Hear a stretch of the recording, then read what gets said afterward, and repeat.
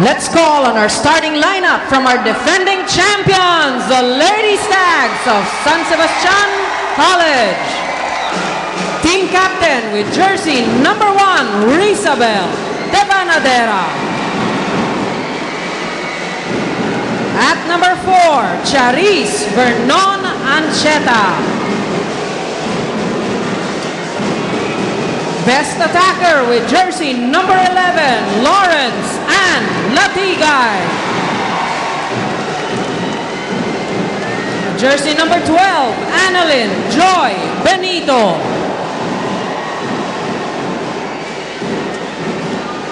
Guest player with jersey number 9, Suzanne Roses. Best scorer and guest player with jersey number 7, Jeroensi Boli.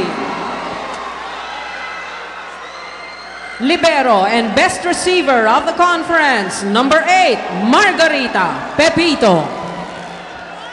Head coach, Mr. Roger Gorayev. Ayan na siguro ang huling pagkakataon nating makita si Coach Roger Gorayev na ngumiti dito sa larong ito. Coach Ronnie, as we take a look at the starting 6 para sa Lady Stags. Ngayon, pakilala naman natin ang kupunan ng UST. Calling on the Lady Tigers from the University of Santo Tomas. Best setter of the conference with jersey number 1, Rhea Dimacolangan. At number 2, Micah Angela Ortiz.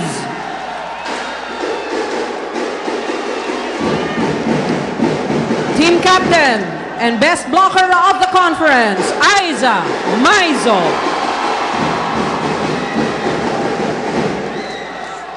Jersey number 10, Bernice Ko.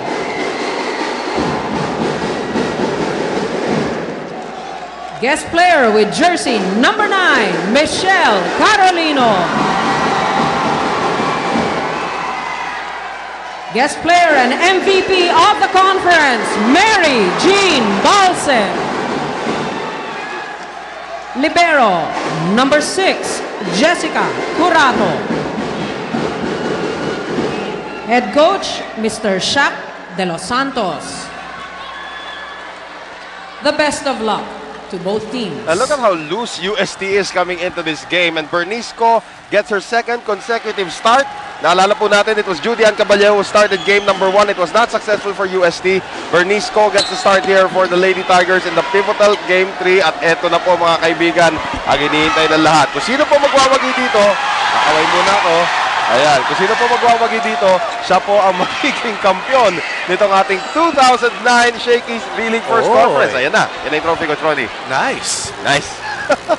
Very nice. And of course, we will also be awarding later on the best player of the finals, the Shakey's V-League Championship Game.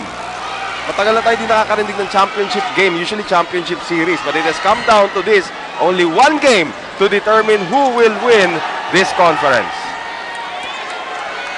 Yan po mga kaibigan, the sights and sounds here from the arena. Luan Latigay, the former MVP, trying to lead her troops. And there's the present MVP, si Mary Jean Balse. Charis Ancheta will be serving. Suzanne Roses is looking to be the first guest player to win 2 titles with 2 different teams. She was also the finals MVP in that championship run of San Sebastian in the previous conference. And the first point will be scored here para sa komunidad ng San Sebastian. How important is the first set for these 2 teams? If the trend continues, the team that bags the first set normally gets more confident, and somehow it has been pivotal here in the title series. Well, UST is off to a pretty good start. Micah Ortiz, who was injured in game 1, now back in harness for the Lady Tigers, and is now tied at 1. Well, you have a feeling here that UST seems to like a big crowd behind them. No? Compared to San Sebastian, nakita mo, parang kiming-kimi at very timid. Just laro lang sila. Eh, baka yung crowd ng San Sebastian, traffic pa. Jeroensi Boli, that is a rare show of emotion galing dito sa kanilang Thai import as she scores her first point of the game. And I'm sure that they are not going to save anything because this is going to be the final game. Yes. And Boli just pouring everything into that first attack and her first point of game number 3. Suzanne Roses with the serve, bad reception there by Balse. Maizo has to ad-lib, tipping it over. Nice coverage there by Ancheta. Bowley going the other way for Benito, and that one drops in. Nakita mo yun, Coach Ronnie, parang curveball. At hindi naka-react dito ang floor defense ng UST. With what we saw in games number 1 and number 2, defense is going to be essential. Right. Hindi ka makaka-atake kung hindi ka makaka-receive. Ganun kasimple yung pinuto ng ating dalawang head coaches prior to the start of this game. And this time, Michelle Carolino with a good receive. And Micah Ortiz scores her for a second point of the game. It is now San Sebastian 3, Ortiz 2. And every point brings a smile to the faces of the UST players. They played in front of big crowds before. They want this atmosphere. They tend to really come out to play pag marami ang taong nanonood. Ang kaganda dito sa UST, ang dami rin nilang batang hindi pa nakakatikim ng kampyonato. Ortiz is one of them, and ito ngayon si Benito is able to get that shot down the line. 4-2 San Sebastian, and if it's one family pizza, it's gotta be shaky. I'll enjoy Benito with the serve, Morato with the reception, Carolino in the air for Balse. Nice block! Single block there from Sasa de Banadera. That's just excellent anticipation for Sasa de Banadera, who did not play too well in game number 2. As we take a look at the mighty band, super dikit strong block of the set. Sasa de Banadera, nauna pa siyang lumundag doon kay Mary Jean Balse. Yung mga hindi mo na naituturo Oo. is yung kusa, yung puso, at yung smartest. Right. Another block for San Sebastian, but this time Maizo scores as the ball goes out. 5-3 Lady Stags, but Michelle Carolino now to serve. And a big game in game number 2. Yes. Nearly doubling her scoring output. Scored only 9 points in game number 1, but came out with 15 in game number 2. At tingnan natin, wala pa pong punto si Carolino dito. Sasa de Banadera scores on offense this time off the block. 6-3 San Sebastian. Tandaan po natin, 2-0 simula ng UST dito. Yes, kung si Michelle Carolina pumutok in game number 2, si Sasa de Benedera naman, very quiet in game number 2, only Right. with 8 points. Gusto niyang bumalik para mabigyan ng San Sebastian ng isa pang titulo.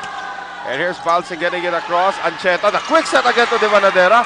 Coverage is there for Maizo. Di Makulangan in the air for Balse. Blocked again by De Banadera. Ko. And Balse gives up the free ball. Bowley, they go to the other side this time. Luan Latigay, nice dig there by Di Makulangan. Ko punches it across. It's blocked by Ancheta.